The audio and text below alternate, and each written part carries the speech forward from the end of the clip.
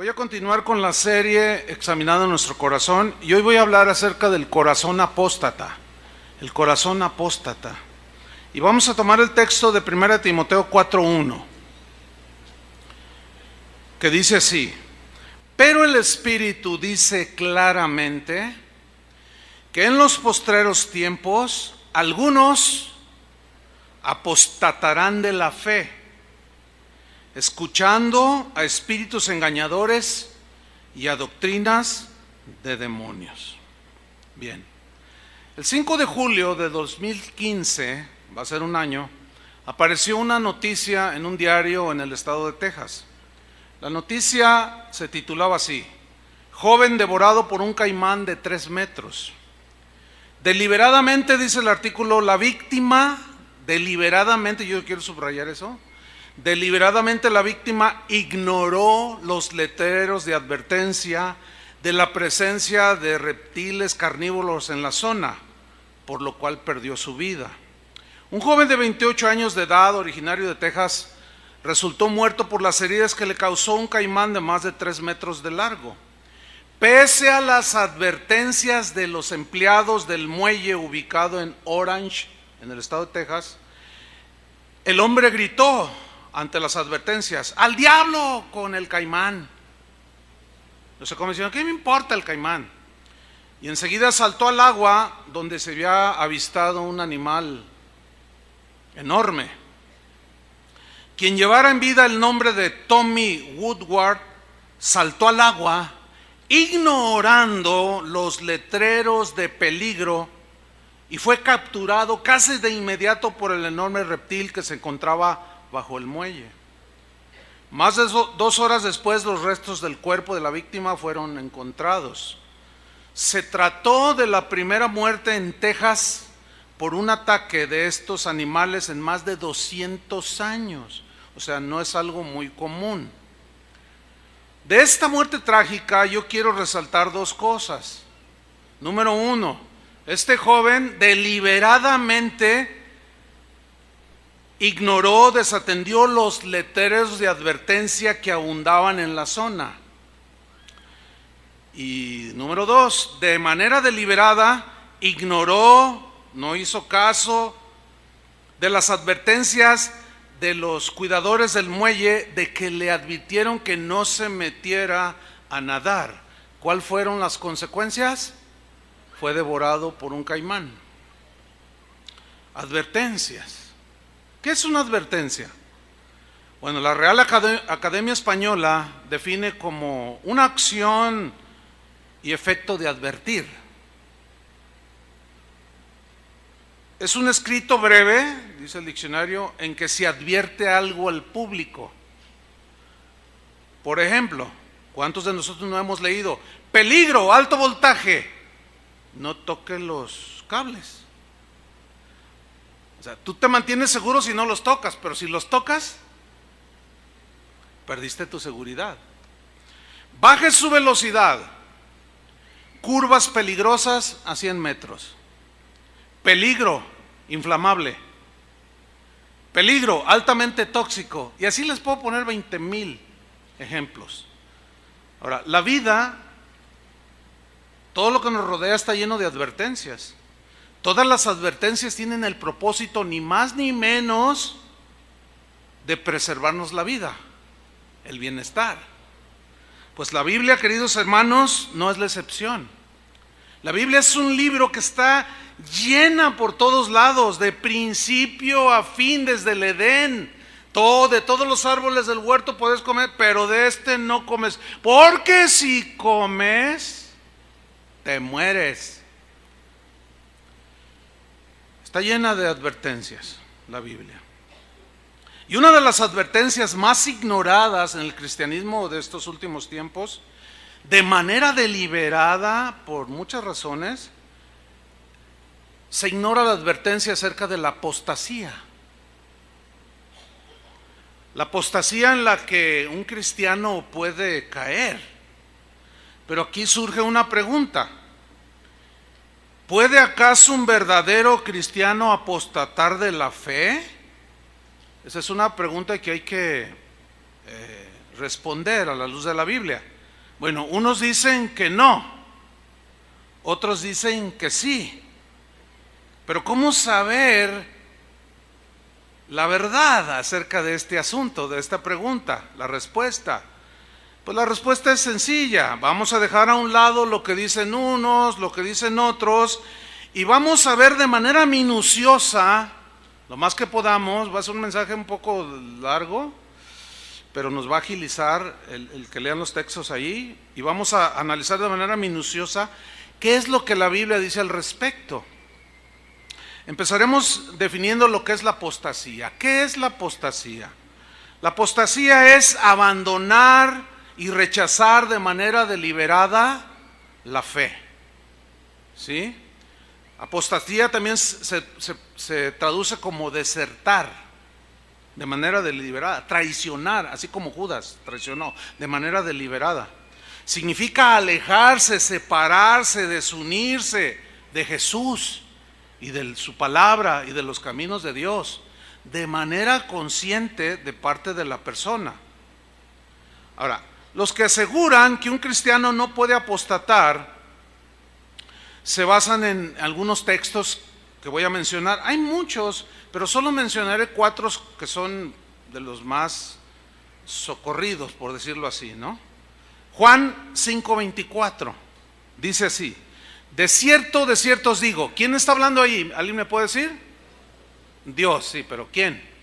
Jesús, ok. Entonces, ¿ustedes creen lo que Jesús dijo? ¿Todo? Ahí bajó, no, a ver, otra vez. ¿Creen todo lo que Jesús dijo? ¿Todo? Vamos a ver si es cierto. Vamos a leer primero este aspecto. Juan 5:24, de cierto os digo, el que oye mi palabra y cree al que me envió, tiene vida eterna. Yo creo eso con todo mi corazón. ¿Usted también? Amén, yo digo amén, claro. Y no vendrá a condenación, mas ha pasado de muerte a vida. ¡Wow! Justificado. Ya no le debo nada al Señor. ¿Creen eso? Yo también. Gloria a Dios, qué bueno. Juan 6:40. Y esta es la voluntad del que me ha enviado, que todo aquel que vea al Hijo y cree en Él, tenga vida eterna. Y yo le resucitaré en el día postrero. ¿Creen eso? Yo también. O sea, vamos bien. Juan 6:47.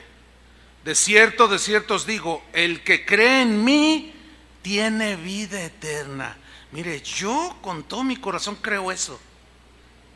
Yo tengo vida eterna porque creo. ¿Usted también lo cree? Seguimos bien hasta ahorita. Juan 10:27. Mis ovejas oyen mi voz. ¿Cuántos son ovejas? Ahora, ¿qué hace la oveja de Jesús? Dice, yo las conozco. ¿Y qué más dice? Y me siguen. O sea, si usted es oveja de Jesús, usted sigue a Jesús. Ok. Versículo 28, mire qué hermoso dice aquí. Y yo les doy vida eterna. Ay, qué paz, ¿no? Yo les doy vida eterna. Y no perecerán jamás. Amén. No, gloria a Dios. Mire qué seguridad me está dando aquí el Señor. Ni nadie las arrebatará de mi mano. ¿Sabe lo que es nadie? Nadie, ni el diablo, nada nos puede arrebatar de las manos del Señor. Si Dios es con nosotros, ¿quién contra nosotros? Por eso dijo Pablo eso. Yo creo eso con todo mi corazón. Versículo 29. Mi Padre que me las dio es mayor que todos, y nadie las puede arrebatar de la mano de mi Padre. Hermanos, qué seguridad nos da el escuchar y creer estas palabras de la boca de Jesús. A mí me producen una tremenda seguridad. Imagínense, nada me puede apartar de las manos del Señor. Qué bendición, ¿no? Ahora vamos a estudiar Juan capítulo 15. Vamos a ver de manera muy minuciosa, detenida, este pasaje para ver otro aspecto del mensaje de Jesús que viene a complementar su enseñanza. Y de esta manera vamos a poder tener un panorama mucho más amplio. Ahora, ustedes dijeron que todo lo que Jesús había dicho, como lo que leímos, los 4 textos que leímos, ustedes dijeron que los creían con todo su corazón, ¿verdad? Ok, yo quiero preguntarles qué vamos a hacer con el siguiente pasaje, los siguientes pasajes que vamos a leer. ¿Los van a seguir creyendo? Ok. Juan capítulo 15, versículo 1. Yo soy la vid verdadera. Él es la fuente. Él es el que nos da de beber el agua de la vida. ¿Sí? Pero aquí como una vid, una metáfora, pues de Él nos alimentamos. Él nos da la savia que alimenta las ramas. Sí, Él es la vid verdadera, mi Padre es el labrador. Versículo 2. Todo pámpano que en mí no lleva fruto, lo quitará. A ver, aquí me surge una pregunta. Bueno, en primera instancia, el pámpano pues es el creyente, ¿no? ¿Estamos de acuerdo? Ok. Mi pregunta es esta. ¿Puede un creyente que está en mí, él está diciendo allí, todo pámpano, rama que en mí, o sea, que cree en mí, que está en mí, pero no lleva fruto, ¿podrá haber alguien que está en Cristo no llevar fruto? Pues ahí dice él que sí, que puede haber algunos que están en Él, creen en Él, pero no llevan fruto. Siguen creyendo, ¿verdad? Ok. Bueno, pues a esos dice, lo quitará. Este verbo quitar, según el diccionario en griego, viene de una palabra griega, airo. Y airo significa levantar para llevar lejos algo, echarlo lejos. Eso significa airo. Entonces, todo aquel que dice que cree en mí o que está en mí, pero que no lleva fruto. ¿Qué es el fruto aquí? El fruto no es llenar estadios, grabar 20 CDs, no, eso no es fruto. Eso hasta Luis Miguel lo hace. No, el fruto es el desarrollo del carácter de Cristo. Perdonador, justo, misericordioso, paciente. Ese es el fruto. Ser transformados a la imagen de Jesús. Ese es el fruto. Ahora, este verbo airo, que se traduce quitar, cuando se usa frecuentemente, la mayoría de las veces, tiene significados que se deben de interpretar de manera literal. Esto de quitar y echar lejos, fuera de Él. Por ejemplo, en Juan 1:29, cuando Juan el Bautista dice, he aquí el Cordero de Dios que quita el pecado del mundo. Aquí quitar es airo, que significa llevar lejos, agarrarlos, tomarlos, quitarlos, arrancarlos y echarlos lejos. ¿Y qué no es eso lo que dicen muchos textos de la Biblia? Yo eché tus pecados a lo profundo de la mar, como está lejos el norte del sur, el este del oeste, así hice alejar vuestra rebelión. Un montón de versículos que habla de que Él echó fuera, quitó. Bueno, este verbo se debe interpretar de manera literal. No es simbólico que Él quitó los pecados, es literal. ¿Están de acuerdo? Bueno, vamos bien. El pecado que había existido desde la caída de Adán y Eva fue quitado en la cruz del Calvario. Eso es lo que enseña la Biblia. Por consiguiente, este y otros textos donde aparece airo se deben de interpretar de manera literal. Y cuando Jesús está diciendo, todo aquel que en mí no lleva fruto, lo quitará, es literal. No se trata de, no, lo que quiso decir Jesús, no es lo que quiso decir Jesús, sino es lo que dijo. Y Él dijo que lo quitaría. Otro ejemplo, 1 Juan 3:5. Y sabéis que Él apareció, Jesús, para quitar nuestros pecados. ¿Para qué? quitar nuestros pecados. Los borró. Con su sangre los arrancó. Ya no están. Cuando tú llegaste a la cruz, te arrepentiste, quitó nuestros pecados. ¿Fue literal o simbólico? Les pregunto. ¿Literal? Por eso es que ahora, justificados por la fe, tenemos paz para con Dios. Es algo literal. Esa paz que sentimos es literal, no es simbólico. Ay, me imagino que tengo paz. No. Siento paz, tengo paz. Ahora volvamos a leer una vez más Juan 15:2. Todo pámpano que en mí no lleva fruto lo quitará. ¿Sí? Eso dice. Él dice que lo quitará. Él está diciendo aquí que lo llevará lejos de él. Que él no tiene nada que ver con alguien que no se parece a él, que no da los frutos del Espíritu. No es simbólico, es literal. Y la contraparte viene: y todo aquel que lleva fruto lo limpiará, te poda, te disciplina, todo. ¿Para qué? Para que lleve más fruto. Ahora, a partir del versículo 4 de Juan 15 hasta el versículo 10, yo quiero que vayamos contando las veces que aparece la palabra permanecer o permanece. Pero vamos a hacer gráficos, vamos a decir una y le hacemos así, ¿ok? Vamos a leer detenidamente. Versículo 4, Juan 15:4. Permaneced en mí. ¿Cuántas van? Háganle todos. Una. Esto es sumamente importante que lo entendamos. Pero no se queden como los de la mañana.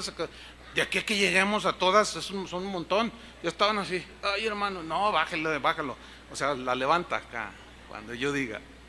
Permaneced en mí. ¿Cuántas veces? Una. Y yo en vosotros, dice. Como el pámpano no puede llevar fruto por sí mismo si no permanece en la vid. 2. Así tampoco vosotros. Lean con atención. No se centren tanto en cuántas veces, aunque es importante, pero lean todo. Traten de entender todo el texto. Así tampoco vosotros si no permanecéis en mí. ¿Cuántas? 3. Versículo 5. Yo soy la vid, vosotros los pámpanos. El que permanece en mí, 4. Y yo en él, este lleva mucho fruto. Porque separados de mí, nada podéis hacer. Versículo 6. El que en mí no permanece, 5. Pero póngale atención a esa frase. El que en mí, ¿qué? Aquí, ¿cómo lo entiende? Como que cabe la posibilidad de que a algún cristiano llegue un momento en que se vaya y se aleje y no permanezca. Sí. Ahora, yo les dije que si ustedes creíamos, que si todos creíamos los primeros 4 versículos, debemos de creer también esto, porque esto lo está diciendo Jesús. ¿Cuántas van? El que en mí no permanece será echado fuera, como pámpano, como rama, y se secará. Y los recogen y los echan en el fuego y arden. La frase será echado, ¿en qué tiempo aparece? ¿Pasado, presente o futuro? En futuro. ¿Por qué? ¿Por qué se presenta en futuro? Lo echará. Se presenta después de mencionar, según el diccionario, se presenta esto después de mencionar alguna condición previa, real o implícita en lo que se está diciendo. Es como si dijera: si un hombre no permanece en Cristo, será cortado y marchitado. Ahora, ¿cuántas llevamos? 5. Versículo 7. Si permanecéis en mí, 6. Y mis palabras permanecen en vosotros, 7. Oiga, ¿No se le hace, digamos, importante que Jesús en unos cuantos versículos mencione la palabra permanecer 7 veces? Yo creo que debemos de ponerle atención a esta palabrita, ¿sí? No cabe la menor duda. Ahora, al inicio del versículo 7 dice, si permanecéis en mí. Ahora, ese sí, según el diccionario Strong, que es un diccionario de griego y hebreo, dice que es la palabra ean. Y dice que ean, que se traduce si permaneciereis, dice el diccionario que es una partícula condicional, que se puede traducir también así: en caso de que permanezcas en Cristo. También se puede traducir como: puedes dar fruto a menos que permanezcas en mí. 2 ejemplos en la Biblia de un sí condicional. Hay un montón, en la Biblia está llena, pero nada más podemos dar unos pocos ejemplos. La resurrección de Lázaro. Él muere, sus hermanas están tristes, Jesús está delante de la tumba. Oh Señor, si hubieras estado aquí no hubiera muerto mi hermano. Jesús le dice a una de las hermanas de Lázaro, Juan 11:40, ahí está en la pantalla, le dijo: ¿no te he dicho que si crees verás la gloria de Dios? Ahí aparece esa palabra condicional. Pero si alguien no cree, o sea, si ellos no hubieran creído, ¿hubieran visto la gloria de Dios? No. Por eso dice, si crees, no te he dicho que si crees, porque si no crees no vas a ver nada.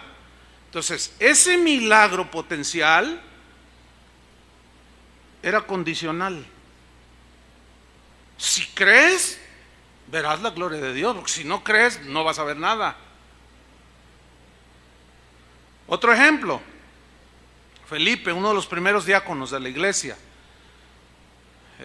impulsado por el Espíritu Santo, quien le dice: acércate a ese carruaje, encuentra a un eunuco, un funcionario de una reina importante, y iba leyendo el libro de Isaías, y se acerca a Felipe y le dice: oye, ¿entiendes lo que lees? No, no entiendo, si alguien no me lo explica. Y le empezó a explicar el libro y le presenta el evangelio, y de pronto el eunuco le dice: ahí hay agua, ¿qué impide que yo sea bautizado? Y en Hechos 8:37 Felipe le dijo: si crees de todo corazón, bien puedes. Porque él no se iba a prestar a un teatro religioso. Si crees, bien puedes. Y respondió el eunuco y dijo: creo que Jesucristo es el Hijo de Dios. Entonces Felipe descendió en el agua y lo bautizó. Porque si hubiera dicho: no, no lo creo, ¿cómo lo va a bautizar? Ahí están 2 ejemplos de un sí condicional. Ok, hermanos. Sigamos en Juan 15:9. ¿Cuántos llevamos de permanecer? Ahí no acabó, fíjense. En el versículo 9 dice: como el Padre me ha amado, así también yo os he amado. Permaneced en mi amor. ¿Cuántos van? 8. Hay una versión que dice: como el Padre me ha amado, así también yo os he amado. Pero permaneced en mi amor. ¿Cuántos van? 8. No, 8.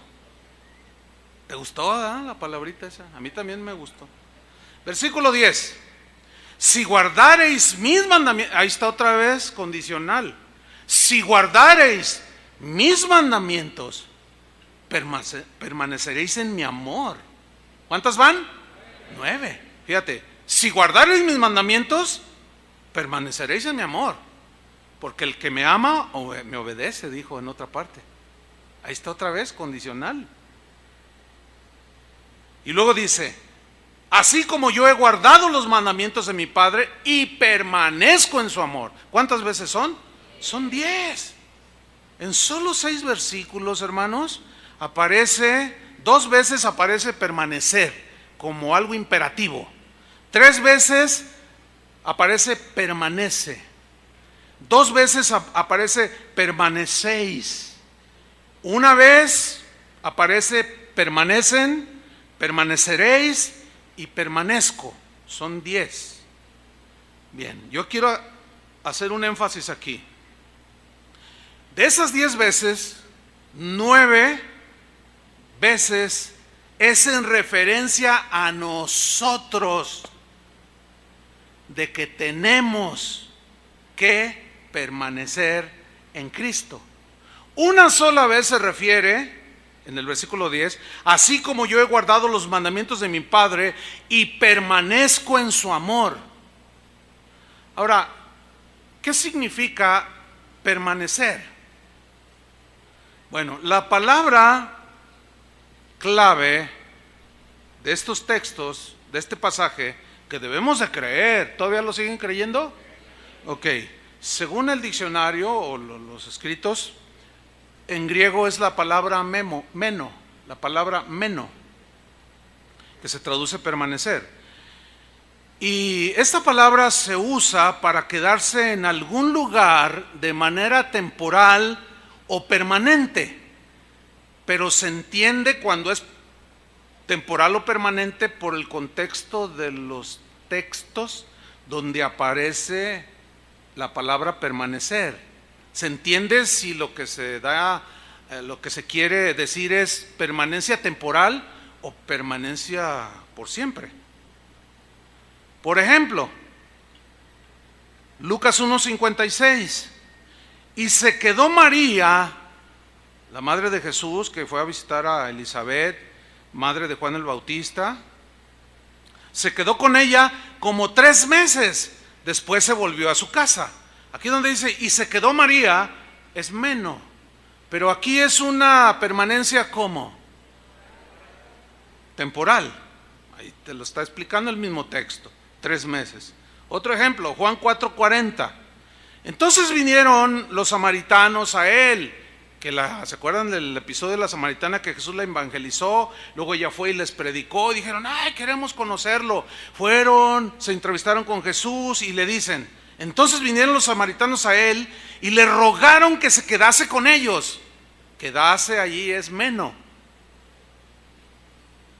Y se quedó allí toda la vida. Hasta el día de hoy está allí. No, 2 días. Entonces allí meno, permanecer, es obvio que se entiende que es una permanencia temporal. Ahora vamos a ver un par de textos donde nos sugiere que la permanencia debe de ser siempre, hasta el último día de tu vida. 1 de Juan 2:15. No améis al mundo. ¿Qué es el mundo? El mundo no se refiere al globo terráqueo, sino se refiere a la manera de vivir de la gente que no tiene relación con Dios. Adulterios, mentiras. Bueno, mira, para resumir, telenovelas de Televisa, de TV Azteca. Ya con eso usted me entiende lo que es el mundo. Aman las joyas, aman el dinero, la traición, el adulterio. Eso es amar al mundo, el sistema de vida del mundo. Y aquí viene una advertencia. No améis al mundo. ¿O cómo la entienden? Como que nos da permiso como que si amamos al mundo no pasa nada. No, mis queridos hermanos, acuérdense de aquel que se tragó el caimán. Se va el caimán a tragar 2, 3 cristianitos por allí. La advertencia es clara, hermanos. No améis al mundo, ni las cosas que están en el mundo. Y sigue la advertencia bien fuerte. Así lo entendió Juan. Juan fue discípulo de Jesús. Si alguno ama al mundo, el amor del Padre no está en él. Espérame, Juan. Yo creo, Juan 6, Juan 4, 8, 10, que Él me da vida eterna y nada me puede arrebatar de la mano del Señor. Yo también lo creo, dice el apóstol Juan. Pero te voy a hacer una advertencia que también Jesús nos la hizo. Si no permanecen en mí, serás cortado. ¿O no? Y claramente Juan lo dice, el amor del Padre no está en él. O sea, el amor de Dios no permanece. ¿Se acuerdan que Jesús dijo, y yo permanezco en su amor? Y hasta la fecha, Él no se mueve de allí. Él tiene una estancia permanente, eterna con el Padre. Dice el versículo 16, porque todo lo que hay en el mundo, los deseos de la carne, los deseos de los ojos y la vanagloria de la vida, no proviene del Padre, sino del mundo. ¿Quién es el príncipe de este mundo, hermanos? Satanás. Y el mundo pasa y sus deseos, temporal. Nuestra estancia en esta tierra es temporal. Tu trabajo es temporal, porque cuando mucho llegas a la jubilación. Todo es temporal. En algunos todavía su pelo es temporal, ya los veré en 20 años. La figura es temporal también, todo es temporal en esta vida, ¿sí o no? El mundo pasa y sus deseos, pero miren la permanencia eterna. Pero el que hace la voluntad de Dios permanece para siempre. Pero aquí hay una palabra, aquí hay un pero que sí vale. Pero el que hace la voluntad de Dios, ¿qué? Permanece, y es la misma palabra, meno.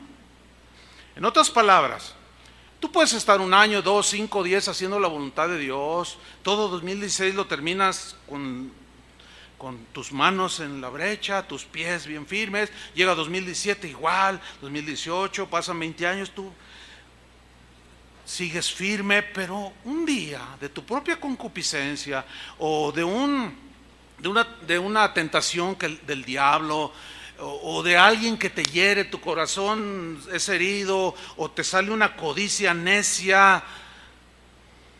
Como Pablo dice a Timoteo, la raíz de todos los males es el amor al dinero, el cual codiciando algunos, ¿qué? Se desviaron, se salieron del camino, no permanecieron en el camino del Señor. Y algo te pasa. Dices, ay, bueno, ya mi esposa, pues ya no me gusta mucho, ya no, que al cabo, pues yo creo, Él me dio vida eterna y nadie me puede arrebatar de su mano. Pues Dios conoce mi corazón y mis necesidades, y si pues me hago una noviecita por allí, pues no me pasa nada. Espérame. ¿Dónde dice eso? ¿Quién dijo? Él dijo que si permanecemos en Él y sus palabras permanecen en nosotros, nadie los arrebatará de su mano. Yo lo creo. ¿Lo siguen creyendo? Pero ¿qué si te brincas la barra del redil? Algunos están agarrándola ya y mirando así, otros ya están montados en la barda, ya para hacer esto. Otros ya están a 3 metros, otros ya lo están viendo de lejos, otros ya están en el cerro allá, mirando a lo lejos el rebaño.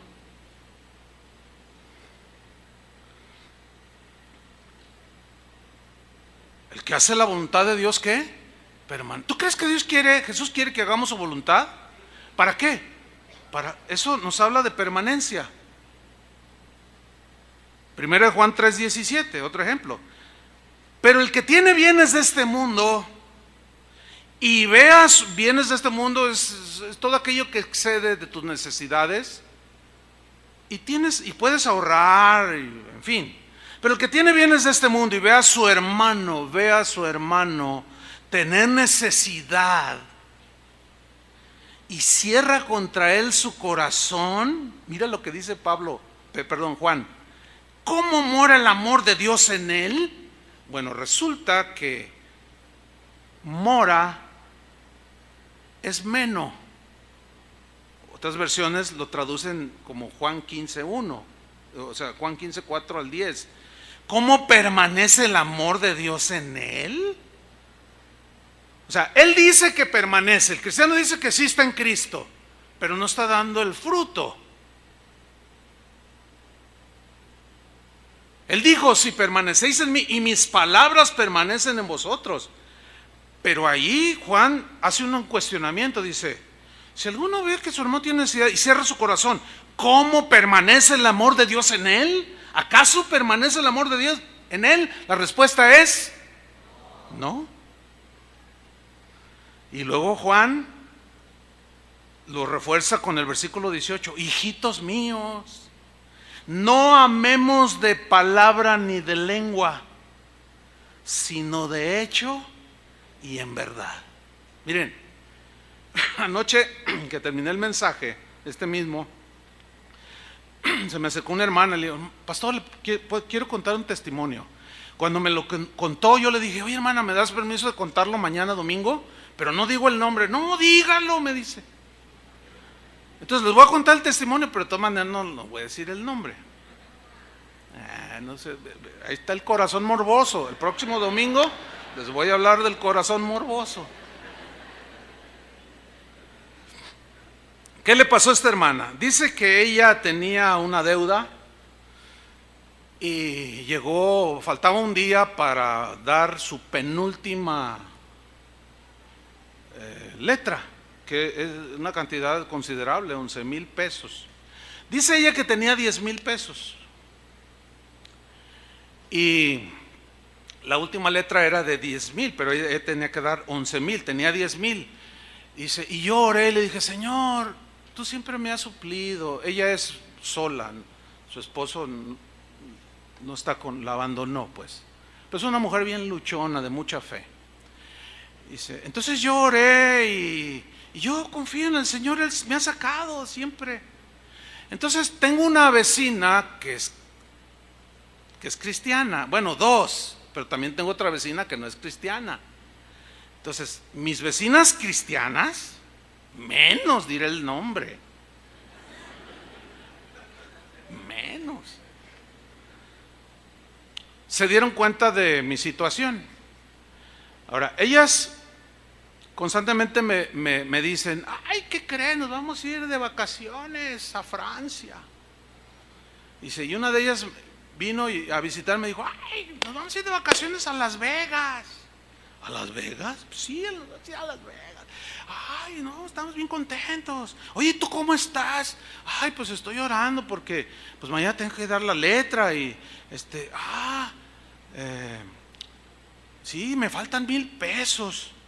Dice, entonces yo le dije: oye, préstamelos, te los doy la semana que entra. No tengo. Me dijo, no tengo. Y la otra hermana también se dio cuenta y no quiso prestarme. Yo dije: ay, Señor, ¿qué ando de pediche? Pues te pido a ti, Señor, tú eres el único que me puedes dar. ¿Qué cree, hermano? No llega la otra vecina, la no cristiana, y me toca y me dice: oye, fíjate, ay, no sé cómo me lo vayas a tomar. Bueno, mira, mi esposo y yo estábamos platicando y la verdad, tú eres una muy buena vecina y no sé, saliste en el tema y, ay, mira, es algo extraño, pero mi esposo y yo dijimos, bueno, él me dijo: llévale esto y te quiero traer esto. Y era un sobre con dinero. ¿Cuánto cree que era? 1,000 pesos. No, espérame, no. Vergüenza debería de dar. Vergüenza debería de dar. ¿A quién le aplaude? Al no cristiano. Por favor. ¡Qué vergüenza, hermanos! No los emocioné. No, hay que procesar bien, hermanos.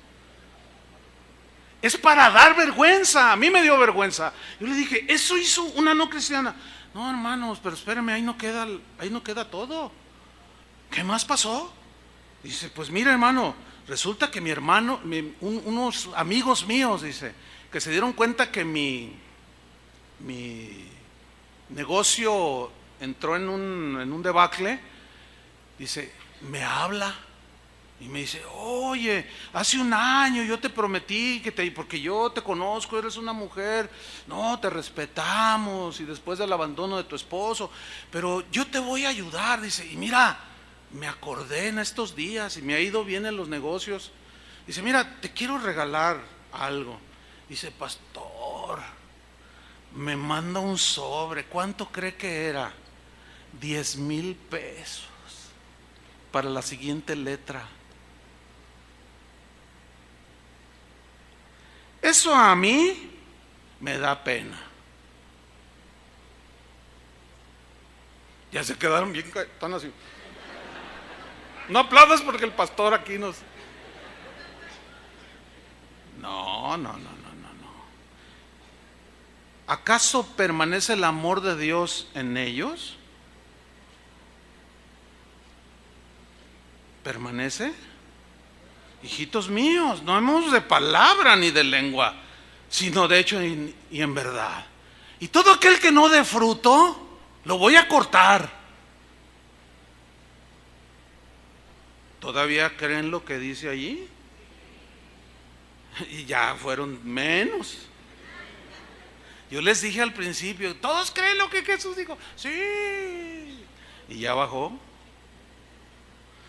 O sea que si no hacemos la voluntad de Dios, corremos el riesgo de ¿qué? Díganlo díganlo con temor y temblor. Corremos el riesgo de ser cortados.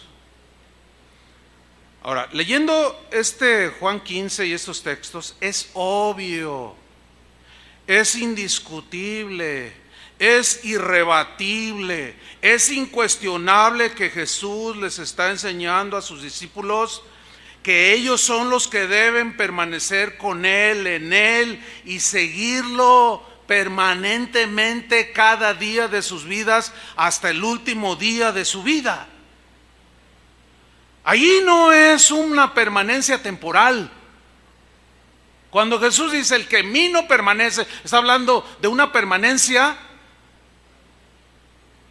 eterna, o siempre, o continua, o un quedarse de manera permanente. ¿Verdad que es indiscutible que Jesús les quiere que nos quedemos con Él de manera permanente? No hay discusión. Ahora volvamos a la pregunta: ¿puede un cristiano apostatar? Como que se aclara, ¿no? Bueno, algunos dicen que no, otros dicen que sí, pero vamos a ver qué dice la Biblia. Según la Biblia, dice que sí, pero yo me voy a ir a dos fuentes. La principal es la Biblia, y la otra me voy a ir y basar el argumento de que un cristiano sí puede apostatar. Me voy a ir a los escritos de los primeros cristianos, que se conoció como la era apostólica, o lo que se conoce como la patrística, o los padres de la iglesia. ¿Quiénes fueron los padres de la iglesia? Bueno, los primeros fueron los apóstoles, padres espirituales, pues.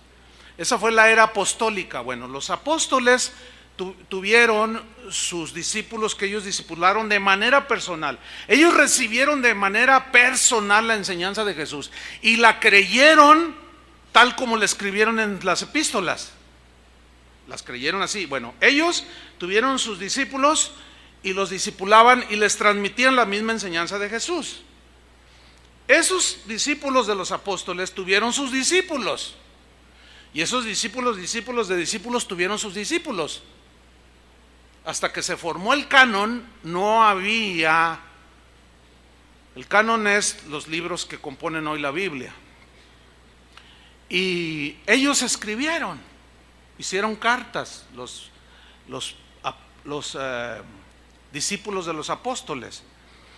Y es importante que nosotros leamos un poco acerca de los padres de la iglesia, pero hasta los primeros 400 años. ¿Por qué? Porque después, principios del siglo IV, fines del siglo III, principios del siglo IV, cuando Constantino se convierte, entre comillas, y oficializa el cristianismo como la religión oficial del Imperio Romano, que por cierto llegó a llamarse el Imperio Sacrosanto Imperio Romano, se llamaba. Hasta entonces, la iglesia era perseguida. Los cristianos pagaban con sus vidas el hecho de profesar fe en Cristo, ¿sí? Y al oficializar el cristianismo en el Imperio Romano, cesó la persecución y empezó el deterioro del cristianismo, porque todo el dinero que el Estado romano daba para el sostenimiento de los sacerdotes y de los templos paganos, ahora se los daban a los obispos cristianos o a los cristianos, líderes cristianos. Y ahí fue cuando surgen las grandes catedrales. O sea, abundó el dinero, cesó la persecución, y ahí el cristianismo se empezó a desviar de sus raíces. Y aparece Agustín de Hipona, que fue un gran hombre, filósofo, todo un conocedor de muchas materias, pero fue teólogo también. Y él reinterpretó, no lo digo yo, lo dice la historia, reinterpretó cosas como la que yo estoy comentando ahora. Las torció, vamos. Por eso dije yo que hasta los primeros 400 años, para hacer una aproximación. Ok, yo quiero aquí abrir un paréntesis para hacer una aclaración, porque ahorita yo entiendo que han de estar surgiendo preguntas en ustedes. La aclaración consiste en lo siguiente: hace como 10 años yo, aquí en este púlpito, enseñé años atrás que un cristiano no podía apostatar de Jesús, y lo argumenté, así lo enseñé. No vamos a quitar de la web esas enseñanzas donde yo afirmo que un cristiano no puede apostatar. Sin embargo, después de mucho estudio, de una investigación que no tiene un mes, ni 2, ni 8, ni 10 meses, o sea, ya viene de tiempo atrás. Después de una investigación, debo corregir. Entonces, alguno dirá: oiga, pastor, usted se está contradiciendo. La respuesta es: no me estoy contradiciendo, solo estoy corrigiendo. Se vale corregir, ¿no? Todos corrigieron. Apolos corrigió, él predicaba el bautismo de Juan, y llegó Priscila y Aquila y le dijeron: no es así, mira, es así, así, así. Ay, qué regazón. Entonces les pusieron más exactamente el camino del Señor y ya. Bueno, todos los hombres en la Biblia corrigieron conductas y conceptos, etcétera. Bueno, no me estoy contradiciendo, estoy corrigiendo, estoy complementando, porque acuérdense lo que yo les comentaba, que la revelación es progresiva. Hace 10 años hasta allí me alcanzó, pero yo reconozco que cuando leía textos como Juan 15, no estaba muy tranquilo. O sea, yo decía: Señor, hay algo aquí, y yo hasta donde podía le escarbaba, quizá me faltó más aplicación, pero bueno, hoy creo que debo corregir. Ahora, déjeme hacer otra aclaración dentro de la aclaración. Lo que yo estoy hablando, yo no estoy hablando que la salvación se pierde, yo no estoy hablando de eso. Yo estoy hablando de la advertencia de la apostasía. No me tuerza el mensaje tampoco, ni entienda algo que yo no estoy diciendo. Yo no estoy argumentando que la salvación sí se pierde. Yo no estoy diciendo eso, porque yo creo en la seguridad de mi salvación, si permanezco. Porque también lo dijo Jesús, ¿o no? Porque si no permanezco, me córtala. ¿Se acuerdan cuando estábamos niños? Ahora vamos a comprobarlo con la Biblia. El argumento es este: con la Biblia y con algunos de los escritos de los primeros cristianos. Vamos a ver cómo ellos entendieron y cómo enseñaron. Pero el argumento es este: si un cristiano no pudiera apostatar, entonces las advertencias, que son cientos en la Biblia, no tienen ningún sentido. ¿Sí o no? O sea, si no existía ningún caimán, ¿para qué estaban los letreros ahí? Si no existía ningún caimán abajo del muelle, ¿para qué los que estaban allí, los cuidadores? Oye, no te tires al agua, al diablo con el caimán, y se tira. O sea, si no hubiera habido un caimán, las advertencias no tienen sentido. Qué manera de jugar con la gente, ¿no? Sería. Qué manera de jugar Dios con nosotros, de advertirnos de algo que no sucede. No tiene sentido. Vamos a ver algunos textos, poquitos, de advertencias. 1 Timoteo 4:1, que es el texto que nosotros tomamos del principio. Pero el Espíritu dice claramente, sin ambigüedades, hermanos, léanlo bien. Dice claramente, ¿cómo le suena? ¿No le suena como una advertencia? ¿Sí o no? Yo creo ese versículo con todo mi corazón. ¿Usted también? Igual que los de Juan, de que nadie me arrebatará de su mano. También lo creo con todo mi corazón. También lo creo con todo mi corazón. Los postreros tiempos algunos apostatarán de la fe, abandonarán, traicionarán, negarán. ¿Qué? La fe. Se alejarán de Jesús de manera deliberada. ¿Cuál es la razón? Escuchando a espíritus engañadores, por escuchar doctrinas de demonios que te apartan, como dijo Pablo a los Corintios. Me temo que como la serpiente con su astucia engañó a Eva, vuestros sentidos sean extraviados de la sincera fidelidad a Cristo.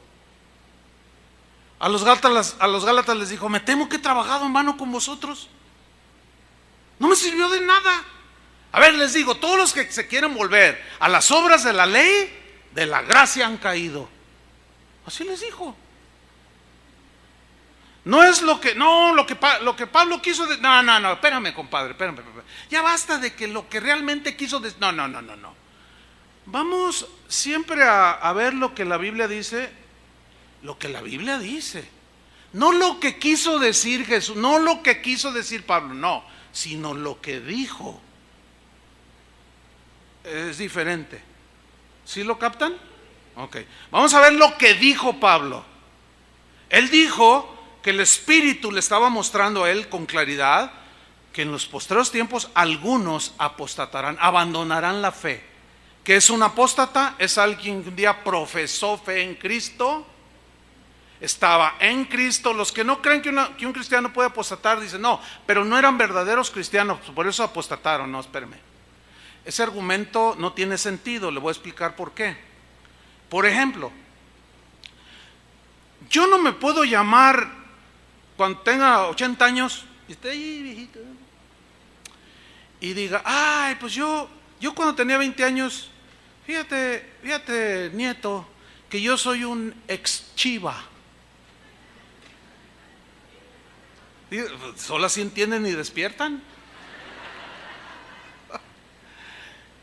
O sea, yo no me puedo llamar un ex Chiva si nunca lo fui, ni lo seré.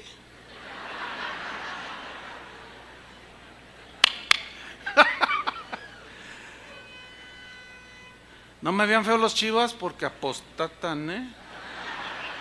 Cuidado con el rencor, hermanos, cuidado con... No, sí, fíjate. Entonces yo no puedo decir, cuando yo estaba joven, mira, ¿y usted a qué se dedicó, abuelito? Me dice, pues yo soy un ex doctor. ¿Usted fue doctor? Y luego Vicky, mi esposa, me dice, ay, ya no bromees así con tu nieto. Ay, abuelito, ¿fue o no doctor? No fui. O sea, yo no puedo decir que fui un ex doctor si no fui doctor, pero si fui un doctor en medicina y ya no ejerzo, soy un ex doctor. ¿Sí o no? Bueno, no se puede llamar apóstata a alguien que no creyó en Cristo. No tiene sentido. No tiene sentido. ¿Cómo llamar apóstata a uno que no es nacido de nuevo? Ese es un incrédulo. ¿Sí o no? Un apóstata, cuando dice aquí apostatarán de la fe, o sea, un incrédulo no puede apostatar de la fe porque no la tiene. Un apóstata es alguien que dijo Jesús, todo pámpano que en mí no lleva fruto, lo cortará. Ahora, si un cristiano no puede apostatar, acuérdense, aclaro, no estoy hablando que la salvación se pierde. El tema es el peligro de la apostasía, que nos puede llevar a la condenación. Si un cristiano no puede apostatar, ¿Cómo tomaríamos 1 de Pedro 5:8? Ahí está en la pantalla. Sed pues sobrios y velad. ¿Para qué soy sobrio en mis 5 sentidos y estoy atento? ¿A qué? ¿Para qué? Si estoy seguro en las manos del Señor, nada me arrebatará de su mano. Entonces no tiene sentido esta advertencia. Velad, porque vuestro adversario el diablo, como león rugiente, anda buscando alrededor, buscando a quién devorar. Pregunta, ¿a quién va a devorar? ¿Al cristiano o al no cristiano? Contésteme. Mira, hasta un niño te lo entiende esto. ¿A quién se refiere, amigo? Ay, pues al cristiano, te va a decir un niño. Como diciendo, ay, qué pregunta. Esa pregunta ni se pregunta. Si no tuviera, si Pedro no hubiera advertido lo que dice aquí, o sea, si no tuviera una consecuencia, entonces ¿para qué advierte aquí? ¿Está jugando con nosotros Pedro? ¿Está queriéndonos meter la duda? No, ¿para qué? ¿Para qué velo? ¿Para qué soy sobrio? El diablo, ese le piso la cola y le rompo los cuernos. Y le arrebato lo que él me arrebató. Y lo pateo y lo pisoteo. Ese me hace los mandados. ¿Te hace los mandados? Mejor guarda tu boca. ¿Cómo que te hace los mandados? No, pues ni el arcángel dijo, no, ni él quiso decir, el Señor te reprenda. Así dice la Biblia, ¿sí o no? No profirió juicio. Dice, no, yo con eso no me meto. Entonces, si el diablo no pudiera devorar a un cristiano, ¿para qué la advertencia? ¿Se acuerdan de aquel muchacho tejano? Al diablo con el caimán. Ignoró las advertencias de los letreros, ignoró lo que le dijeron los cuidadores, los vigilantes del muelle, y deliberadamente hasta se burló. Al diablo con el caimán se tiró y se lo tragó. Tú vas a decir, yo estoy seguro en Cristo. Si permaneces en Él, nadie te puede tocar. Yo lo sigo creyendo. Si permaneces en su palabra y esa es su voluntad, nada ni nadie te puede arrebatar de las manos del Señor. A eso se refirió Pablo cuando dijo, ni tribulación, ni angustia, ni hambre, ni persecución, ni peligro, ni espada, ni nada me podrá separar del amor de Dios en Cristo. ¿Por qué? Porque está hablando de permanecer a pesar del hambre, la tribulación, la muerte. Yo voy a perseverar. Esto tiene alusión con 2 de Timoteo 2:11, que es el siguiente versículo que usted ve allí. Otro ejemplo de otra advertencia. Dice Pablo a Timoteo, palabra fiel es esta: si somos muertos con Él, también viviremos con Él. ¿Por qué le dijo esto Pablo a Timoteo? Le voy a explicar por qué. En los primeros 300 y pico de años de la era cristiana, los cristianos eran perseguidos. Ser cristiano, cuando tú te convertías en ese tiempo, era como firmar tu sentencia de muerte, ¿sí? Por la persecución. Entonces, la persecución era abrumadora, que le llegó a Pablo la noticia de que Timoteo como pastor estaba titubeando con temor en su corazón. Por eso le dijo, Timoteo, Dios no nos ha dado espíritu de cobardía, sino de poder, de amor y de dominio propio. Sufre penalidades como buen soldado de Jesucristo. El que quiera vivir piadosamente en Cristo sufrirá persecución. Le está hablando a Timoteo del contexto en el que él estaba, de que era sinónimo de sacrificio seguro confesarte cristiano. Por eso le dijo, si somos muertos con Él, viviremos con Él. Pero ahí no termina, dice, si sufrimos, se refiere al martirio, hermanos. Si sufrimos, también reinaremos con Él. O sea, si soportamos hasta el final el sufrimiento y el martirio, reinaremos con Él. Pero luego miren lo que dice, si le negáremos, Timoteo, Él también nos negará. ¿Qué está diciendo aquí el apóstol Pablo? Exactamente lo que Jesús dijo en el Evangelio. Cualquiera de ustedes que me negare delante de los hombres, yo también lo negaré aquel día delante de mi Padre. ¿No dijo eso? Y todo el que se avergonzare de mí delante de los demás, yo me voy a avergonzar delante de mi Padre, delante de Él, delante de mi Padre. ¿Por qué le dice Pablo a Timoteo? Timoteo, pero si tú llegas al martirio y lo niegas, Él te va a negar, Timoteo. Porque al final de tu vida claudicaste y lo negaste. Apostataste, Timoteo. No apostates, mantente fiel al Señor. ¿Se acuerdan cuando Jesús dijo: no todo el que me dice Señor, Señor entrará en el reino de los cielos? ¿Se acuerdan? Sino el que hace la voluntad de mi Padre, dijo. Muchos me dirán en aquel día: Señor, Señor, en tu nombre hicimos milagros, en tu nombre profetizamos, en tu nombre hicimos esto y el otro. Y yo les diré: nunca os conocí. Apartaos, malditos, al fuego eterno. ¿Qué está haciendo Jesús? ¿Qué está diciendo Jesús allí? Está hablando de los apóstatas, hermanos, de aquellos que un día caminaron con Él, hicieron milagros, profetizaron, participaron del don celestial, quizás hasta resucitaron muertos, pero algo pasó en el trayecto.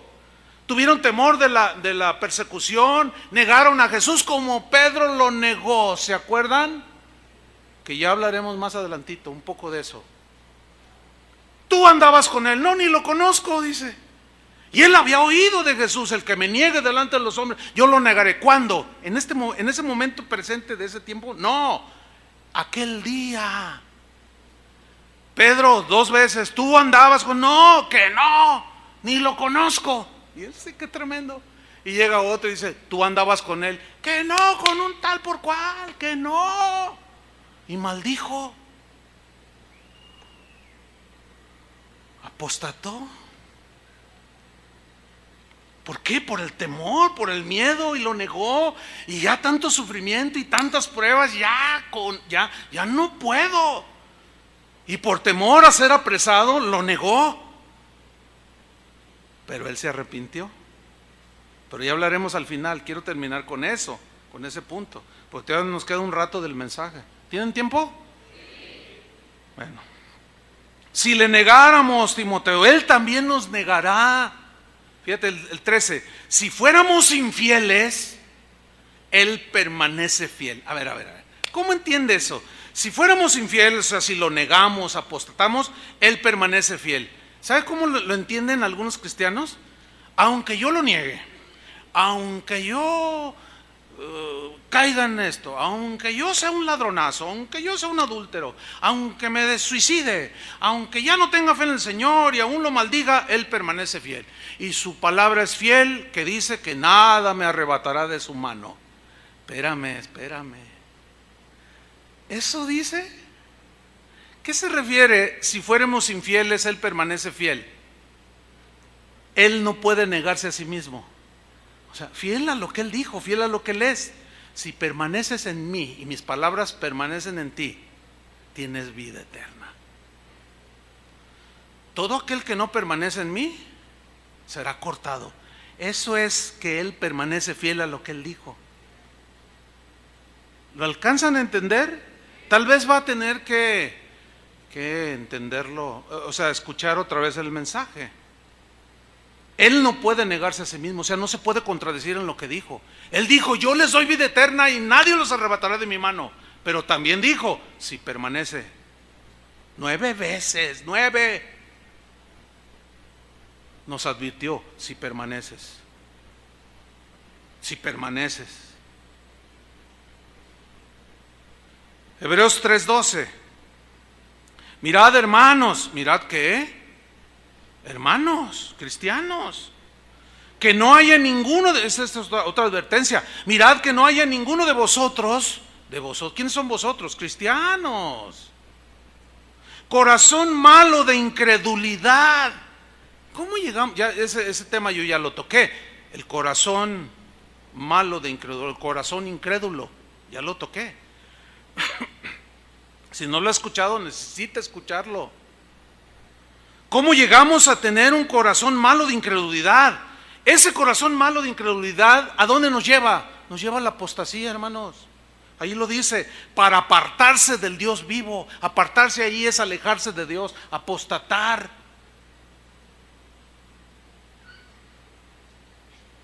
Entonces, si esta advertencia dice que miremos, nos cuidemos, no sea que desarrollemos un corazón malo de incredulidad. La pregunta es, ¿puede acaso un cristiano cuyo corazón fue transformado, darse una nueva naturaleza, pero que algo pasa en el camino, en el trayecto de su caminar hacia la morada celestial, le puede pasar algo que puede llegar a tener un corazón malo de incredulidad? ¿Sí o no?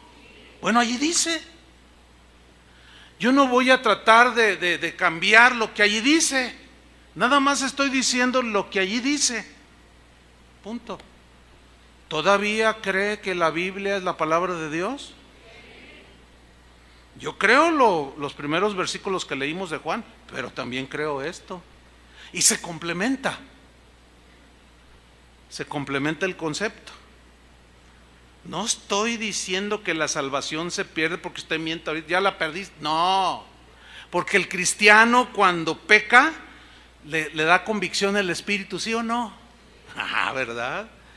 El problema está cuando no confiesas tu pecado y vas acumulando.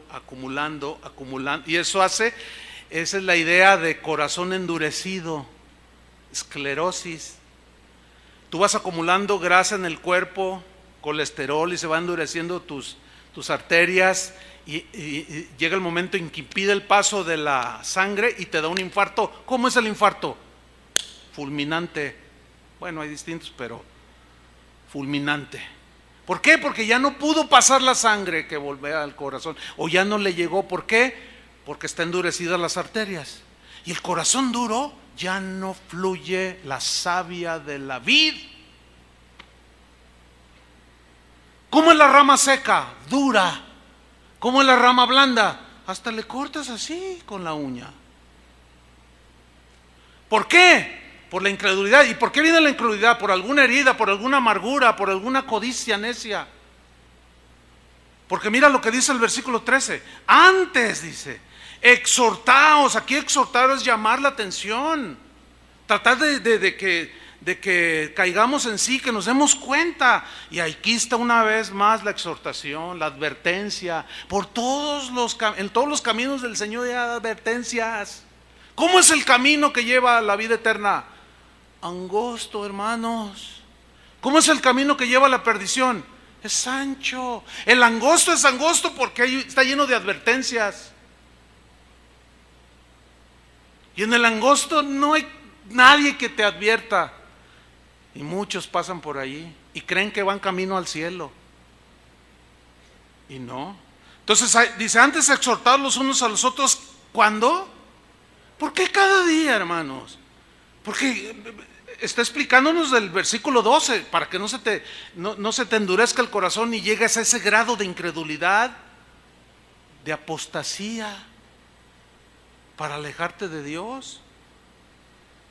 Cada día, entre tanto que se dice hoy, para que ninguno de vosotros son los cristianos ahí, se endurezca. Ahí está, esclerosis, es la palabra griega, que ya lo expliqué en alguna enseñanza. De donde se deriva esclerosis, que ya expliqué lo del corazón, las arterias. Para que ninguno de vosotros se endurezca por el engaño del pecado. Pablo le dice a los corintios, no erréis, así les dice, no erréis, ni los fornicarios, ni los adúlteros, ni los que se echan con varones, ni los borrachos, ni los mentirosos, ninguno de ellos heredará el reino de los cielos. ¿Por qué les dijo no erréis? Porque ellos cayeron en el error de creer que sí, como el día de hoy. El día de hoy se justifica al suicida. ¿Se puede morir un cristiano? Le preguntan a un hombre muy conocido, un pastor. Si un cristiano se suicida, ¿a dónde se va? Al cielo. ¡Ay, Dios! Y luego Juan dice, no, ningún homicida tiene entrada en el reino de los cielos. Y Jesús todavía fue más allá. ¿Oyeron que fue dicho?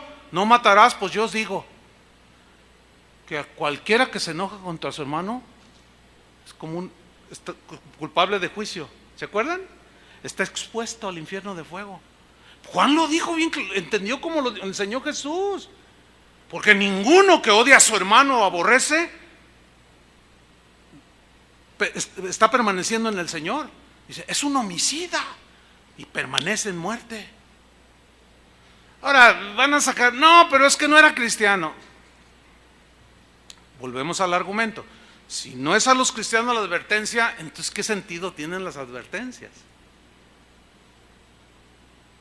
¿Me está siguiendo? No tiene sentido. Ahora sí que como los testigos de Jehová, hazte a mi religión. No, pero que, no, sí, mira acá con nosotros, todo va a ser bonito. No, es que a mí me gustan los santos, a mí me gusta. No, mira, para que dejes esa vida. No, además que yo soy antirreligioso y me voy a ir al infierno. Yo sé que me voy a ir al infierno. Y luego te contesta el testigo de Jehová, es que no hay infierno. Eso creen ellos, sí saben, ¿no? Entonces, por lógica, y eso que está bien muerto, en sus pecados, dice, pues peor. Digo, peor voy a seguir así, porque si no hay infierno, pues entonces ¿para qué me invitas a que esté en tu religión?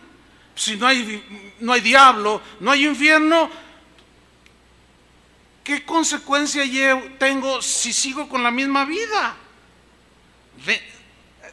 Es lo mismo. O sea, no tiene sentido que Dios nos advierta una y otra vez contra el corazón duro, contra el corazón rencoroso. Aquella advertencia, si no perdonáis a tus hermanos de todo corazón sus ofensas, tampoco vuestro Padre os perdonará. Eso es lo que dijo Jesús. Pero también por el Espíritu Juan dijo, si confesamos nuestros pecados. Pero tengo que avanzar. Dice así, para que ninguno de vosotros se endurezca por el engaño del pecado, porque somos hechos participantes de Cristo. Síganme con atención. Con tal que retengamos. ¿Qué es retener? La palabra griega es abrazar sin soltar, abrazar fuertemente, sin soltar nunca hasta el último día de tu vida, nunca. Firme hasta el fin nuestra confianza en el Señor, del principio, sin soltar, porque si la sueltas, apostatas.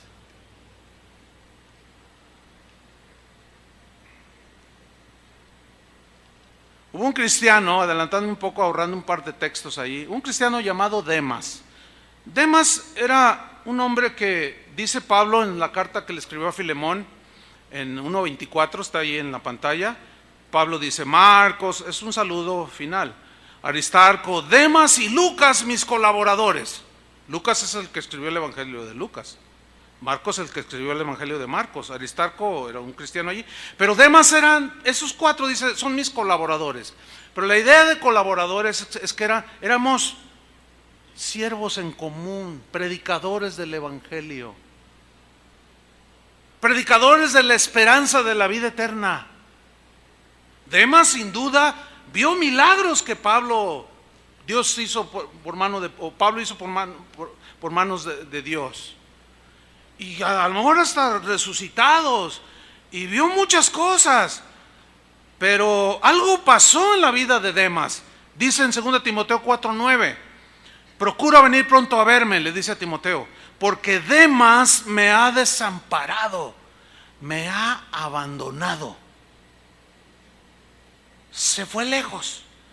Pero luego Pablo dice, amando este mundo, y se ha ido a Tesalónica. ¿Se acuerdan lo que dijo Juan respecto a amar al mundo? El amor del Padre no está en él. La pregunta es, ¿en sus inicios como colaborador de Pablo, el amor del Padre estaba en él? Sí. ¿Pero qué pasó? Pablo no lo dice. Nada más dice que apostató, que se alejó, se fue, negó a Jesús y amó más este mundo. Yo puedo especular un poquito en base a esta frase, amando este mundo. Oye, Demas, ven para acá. Alguien me comentó que, porque él se fue a Tesalónica, y Tesalónica diríamos que es como Las Vegas de hoy en aquel tiempo. Era el centro de, hagan de cuenta Las Vegas para que me entiendan. Y allí justamente se fue. Y vamos a especular un poquito. Esto no está en la Biblia, pero lo sugerimos de amando este mundo y se fue a Las Vegas. Oye, Demas, ven para acá. Me dijeron que te estabas juntando, pero de amigos. Y te vieron emborrachándote aún con fulano, sultano y mangano. Ay, Pablo, no les creas. No, Demas, mira, es que eso no es de un ministro de Dios. Tenemos que ser ejemplo. No, mira, Pablo, ¿sabes qué? Ya estoy hasta acá. Voy a salir del closet. Mira, la verdad, a mí me gusta ir a los antros. Mira, la verdad, a mí me gustan las mujeres, no una, me gustan las mujeres. Mira, la verdad, me gusta el dinero. Mira, la verdad, pero Demas, ¿sabes, Pablo? Ahí nos vemos. ¿Y qué de tu amor a Jesús? Ya no lo quiero, ya no lo necesito, de nada me sirvió, puras persecuciones. Mira, tú estás en el bote, estás en la cárcel, yo no quiero estar allí. Te van a cortar la cabeza, te van a echar al foso de los leones o al circo romano. Yo no quiero eso. ¿Sabes qué? Yo me voy a Las Vegas o me voy a la feria de San Marcos. Y apostató y se fue. Pero no era cristiano, compruébamelo. Compruébalo que no era cristiano. Porque se alejó, porque un verdadero cristiano no se aleja. ¿De verdad? ¿Un cristiano no se aleja? Entonces hay que quitar medio Nuevo Testamento, no, casi la Biblia entera. Borrarla y quitar todas las advertencias, como la que le dijo Dios a Salomón. David le dice a Salomón, mira hijo, obedécelo, haz todo. Porque si tú lo desechas a Dios, Él te desecha para siempre. Y ya hablaremos de eso en otra ocasión. Entonces volvemos a la pregunta inicial. ¿Puede un cristiano apostatar? Pues la respuesta es, según la Biblia, como ya vimos, miren, hay muchos más versículos, no se pueden dar ahorita. La respuesta es sí, pero ahora en 10 minutos, si usted me lo permite, vamos a ver rápidamente en la historia de la iglesia durante los primeros 400 años, ¿qué es lo que creyeron los primeros cristianos sobre los apóstatas? ¿Cómo creyeron? ¿Cómo creen los cristianos de hoy que un cristiano no puede apostatar? ¿Cómo creyeron? Ok, vamos a empezar con un discípulo llamado Policarpo. Bueno, ¿quién fue Policarpo? Policarpo fue un discípulo directo del apóstol Juan. Ahora, ¿quién fue Juan? Fue un discípulo directo de Jesucristo. Bueno, dice la historia que Policarpo fue el pastor de la iglesia en Esmirna. Y eso nos lleva a Apocalipsis 2:8, porque fue en el tiempo cuando Juan fue exiliado a la isla de Patmos y allí recibió la revelación del Apocalipsis.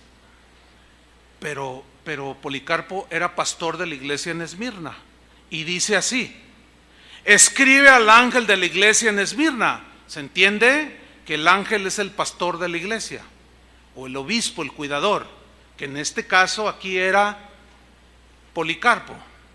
Y escribe al ángel de la iglesia en Esmirna, el primero y el postrero, el que estuvo muerto y vivió, dice esto. Y cuando leyó eso Policarpo, síganme con atención, porque le dice, escríbele a él, y él lo leyó.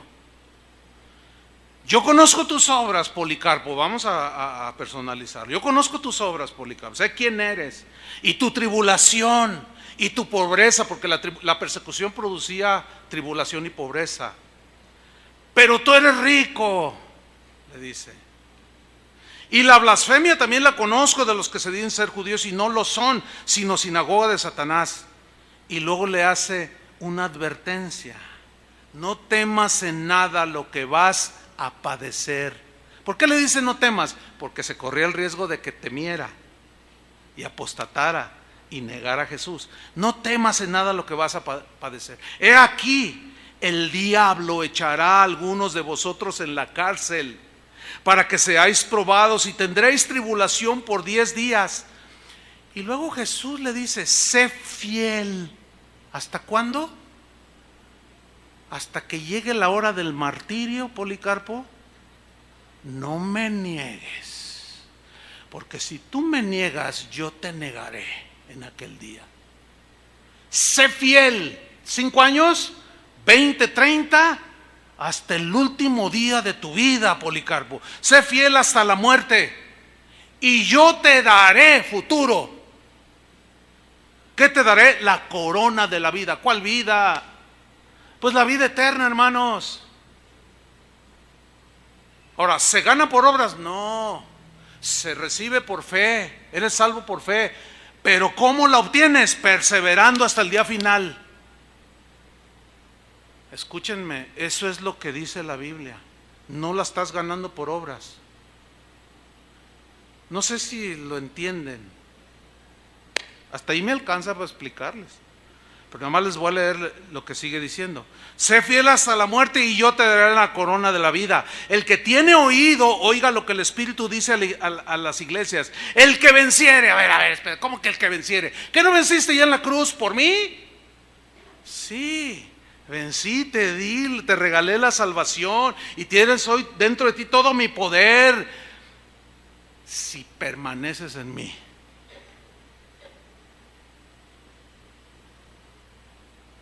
Si permaneces en mí.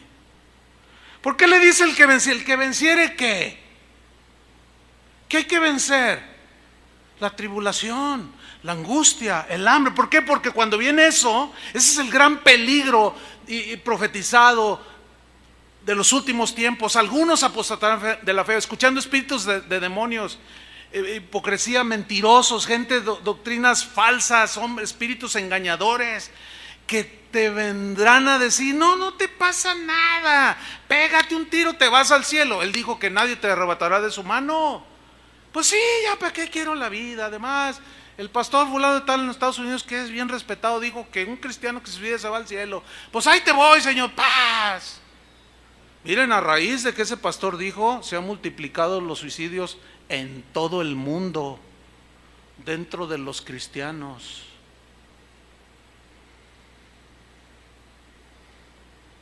¿Se están dando cuenta de lo que estoy diciendo? Y les voy a decir algo, hermanos. Esta advertencia es seria. Es muy seria. En esa búsqueda de la verdad, porque la Biblia no se contradice, se complementa, hermanos. Aquí no hay una contradicción. Yo creo que estamos seguros en las manos del Señor, nada nos arrebata.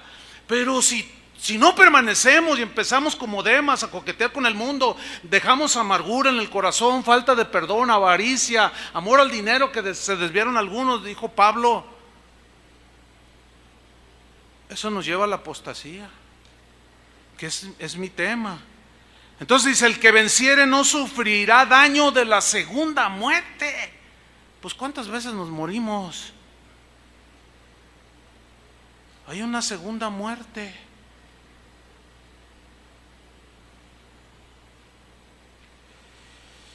Brevemente, ya. Año 155, Policarpo, a quien se le escribió esa parte de la carta, fue quemado en la hoguera. No tengo tiempo para, si usted quiere saber más de padres de la iglesia como Policarpo, anota el nombre, Policarpo, búscalo en el internet y ahí le van a, usted, mire, hasta va a llorar de la clase de cristiano que fue ese hombre. Él, cuando estaba ante sus verdugos, le dijo el verdugo, di que César es el Señor. Y él se quedó callado. Que digas que César es el Señor. No, Jesús es mi Señor. No, le dice, si tú niegas a Jesús, te perdono la vida.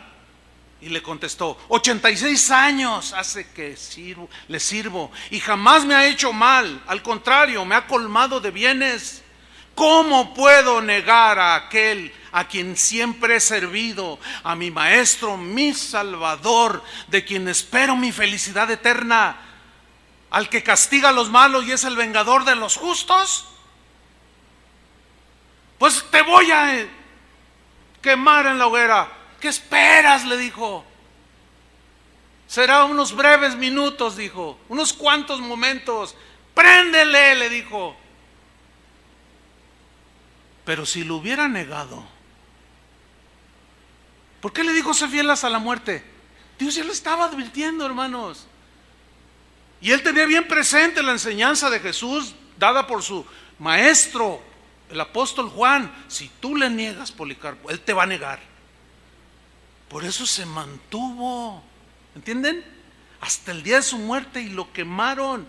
Pues él, le voy a dar una brevísima cita de él nada más. Él dijo: el que resucitó a Cristo, o sea el Padre, a nosotros también nos resucitará. Pero dijo: si hacemos su voluntad. ¿Ve que lo entendió como Jesús lo enseñó? ¿Lo entendió como Juan se lo enseñó, como Juan lo aprendió de Jesús? Sí, permaneces en mí.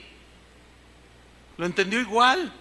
Yo me quedo con los comentarios de cómo lo entendieron los primeros cristianos, que los comentarios actuales, y después de Agustín para adelante hasta la fecha. Me quedo con lo que decían los primeros cristianos. ¿Por qué? Porque era cuando la fe y el entendimiento era más puro. Después se corrompió. ¿Quieres saber más de cómo vivieron esos y de lo que enseñaban? Se va a sorprender. Búsquelo. Yo estudié en mi licenciatura de teología, estudié patrística, pero fue el 10%, hermano. 15, 20 cuando mucho. Los manuales no eran. Yo tengo una colección de patrística, son 15 volúmenes, pero es el 20%. Pero yo le doy gracias a Dios por el internet, porque allí estoy acumulando.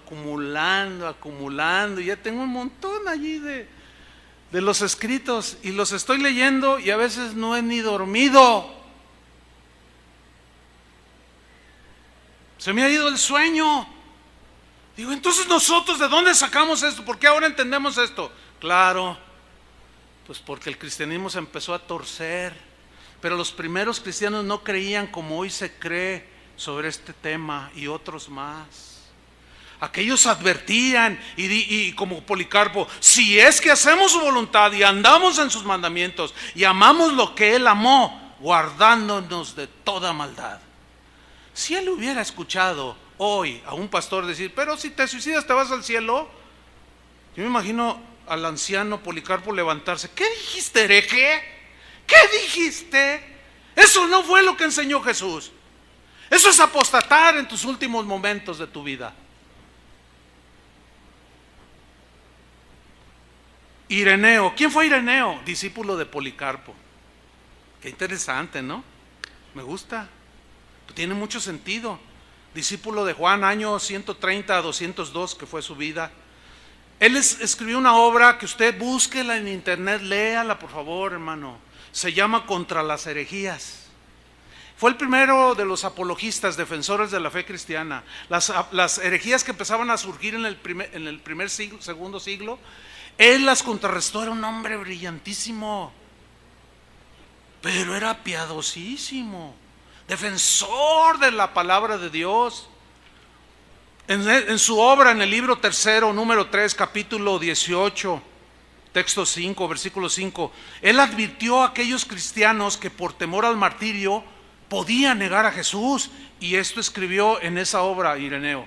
Dijo: sin embargo, si el creyente no quiere padecer, sino volar lejos de Jesús, ¿por qué entonces Jesús exhorta a sus discípulos diciendo, y cita Juan 12:25, que en ese tiempo no había versículos, diciéndoles a ellos: el que ama su vida la perderá, el que aborrece su vida en este mundo para vida eterna la guardará? Sigue Ireneo diciendo: por este propósito Jesús los exhortó así. Él está exhortando a los de su tiempo. Y cita Mateo 10:28, como diciéndoles: recuerden, no temáis, lo que dijo Jesús, no temáis a los que matan el cuerpo, mas el alma no pueden matar. O sea, te llevan al martirio, no les temas a esos, sino temed más bien a aquel que puede destruir el alma y el cuerpo. ¿En dónde? En el infierno.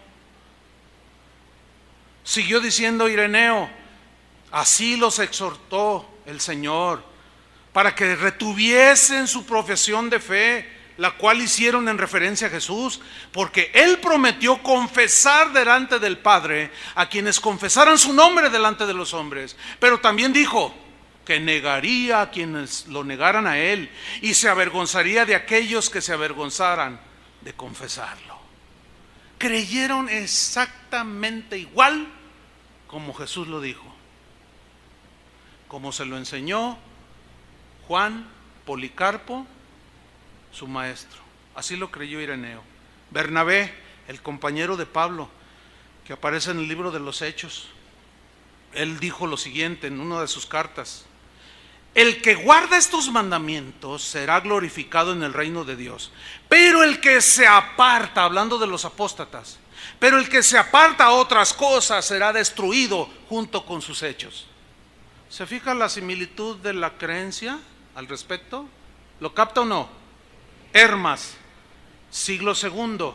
Pablo lo menciona en Romanos 16:14, año 141 a 155, cuando él escribió una obra que se conoce como el Pastor de Hermas. Hermas es él, el Pastor de Hermas es Jesús, y él escribió este libro. Es un libro, usted búsquelo también, búsquelo ahí en internet y ponga el Pastor de Hermas y le va a salir ahí, y sale el libro, ya traducido a nuestro idioma.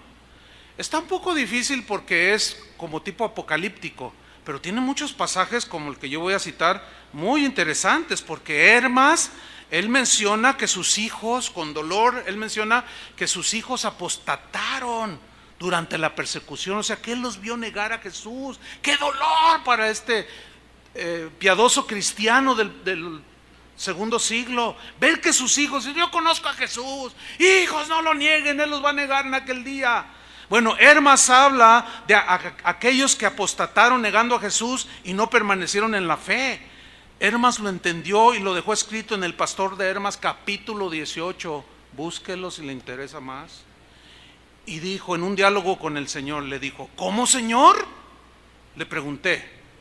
¿Se volvieron peor después de haber conocido a Dios? Hablando de cristianos. ¿Se volvieron peor? Él me respondió: el que no conoce a Dios y practica el mal, recibe castigo por su maldad. Pero el que ha conocido a Dios ya no debe de hacer el mal, sino el bien. Pero si hiciere el mal, le pregunta a Hermas, ¿no te parece que hace un mal mayor que aquel que no conoce a Dios?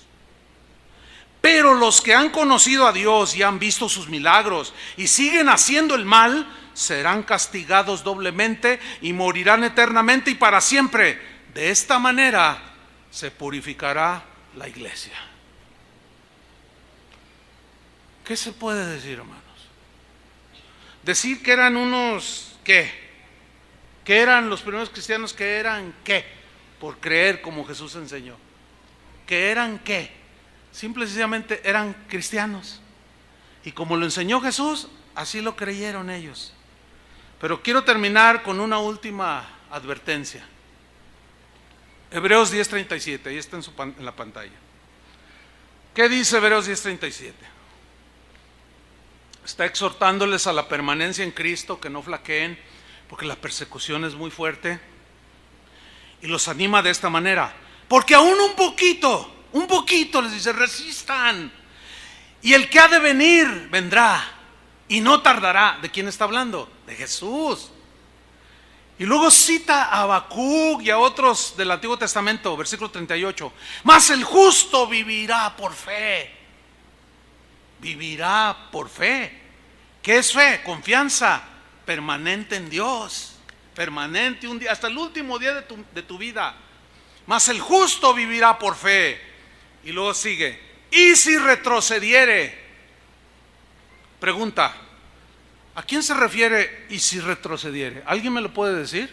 ¿A quién se refiere cuando dice y si retrocediere? ¿A quién se refiere? Díganmelo. Al justo. Eso es, por favor, hasta en el curso del Instituto Bíblico Elemental lo entiende, que está hablando del justo. Dice, resistan hasta el último día, Él va a venir. Y si no viene y mueren, vivirán con Él, disfrutarán con Él. Pero la fe es la que los va a mantener. Permanezcan en la fe. No traicionen al Señor, no lo nieguen. Crean, todos los días santifíquense, purifiquen sus corazones. Porque si retrocediere, refiriéndose al justo, está hablando el Señor aquí, no agradará a mi alma. ¿Por qué? Porque no es agradable para el Señor que alguien lo niegue o lo abandone. Porque si lo abandonamos y lo negamos, Él nos dejará, nos cortará. Y dice el versículo 39, pero nosotros, afirmando la fe del escritor de Hebreos, pero nosotros no somos de los que retroceden. Y luego dice una palabra que asusta a muchos. No retroceden para perdición. ¿Cuál sería entonces la única manera en que podríamos perder la salvación? La apostasía, hermanos. No somos de los que retroceden para perdición, sino de los que tienen fe. ¿Para qué? Preservación, permanencia. ¿Entiende? ¿Para preservación de qué? Del alma. ¿Hasta qué día? Hasta el día final. Quiero terminar con una esperanza, con una palabra de esperanza para aquellos que ya no están viendo al pastor, están viendo la reja del redil. Ya están en la orilla de las alas del Omnipotente, ya no están acá en el centro, ya están acá entre las plumas asomando la cabeza hacia el mundo. ¿Puede en un momento dado salvarse un creyente que negó a Jesús y que apostató de Jesús? La respuesta es sí, mientras tenga vida. El máximo ejemplo es Pedro.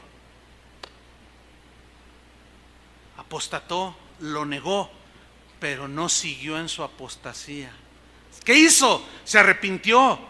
Y Juan dijo, hijitos míos, si confesamos nuestros pecados, fíjate, ese sí es condicional. Si confesamos, implica que si no los confesamos, pero vamos a leerlo en primera instancia.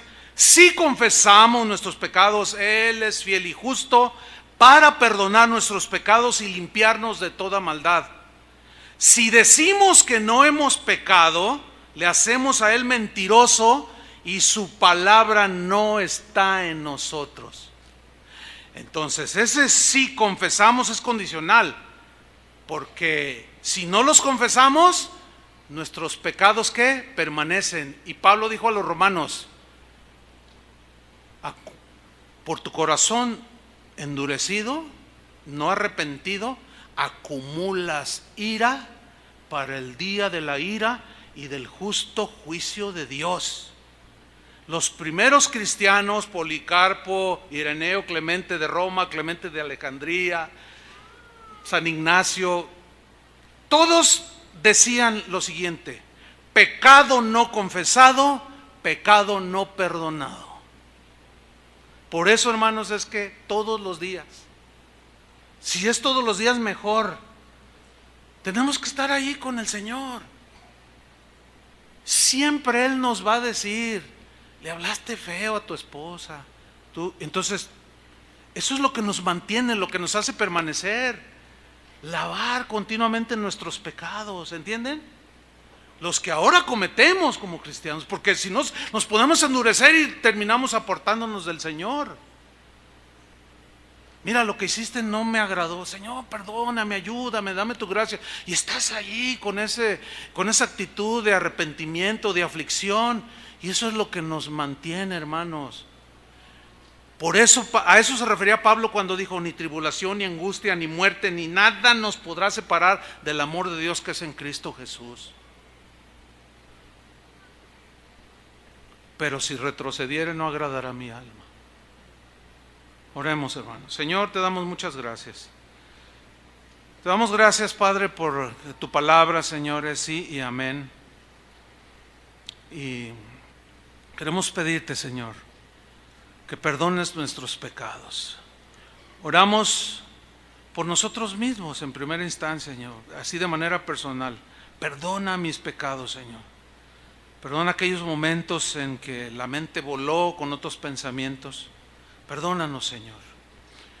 Pero también oramos por aquellos que están con un pie en la reja del redil, saliéndose de tus alas, Señor, mirando hacia el mundo y las cosas que están en el mundo, y están a punto de salir del abrigo del Altísimo, de salir de tu mano, correr. Tú no nos echas, nosotros somos los que corremos y nos vamos y nos alejamos y te negamos, profesamos conocerte y te negamos con los hechos. Oramos por eso, Señor, los que están a punto, Señor, de la apostasía, que quizá llegue el momento que ya no puedan volver cuando ya blasfemen contra el Espíritu de Dios, hagan afrenta al Espíritu de gracia. Ten misericordia, Señor, y con temor y temblor danos la gracia, Señor, para que con temor y temblor lleguemos al final de nuestra vida y decir como dijo Pablo: he terminado la carrera, he guardado la fe. Por lo demás me espera la corona de justicia que Dios ha prometido a los que le aman, y no solo a mí, sino a todos aquellos que esperan su venida. Pero en esa espera, Señor, suceden cosas. Tenemos dificultades, nos herimos, podemos ser tentados, nuestra concupiscencia nos arrastra y podemos acumular pecados no confesados, y el pecado nos aleja de ti, corta la comunión contigo y nos va alejando, alejando, alejando, y un día podemos caer en lo imperdonable, que es afrentar al Espíritu de gracia. Líbranos, Señor, ten misericordia y ayúdanos a ver las advertencias para estos últimos tiempos, Señor. En el nombre de Jesucristo te lo rogamos. Amén. Amén. Que Dios les bendiga, hermanos.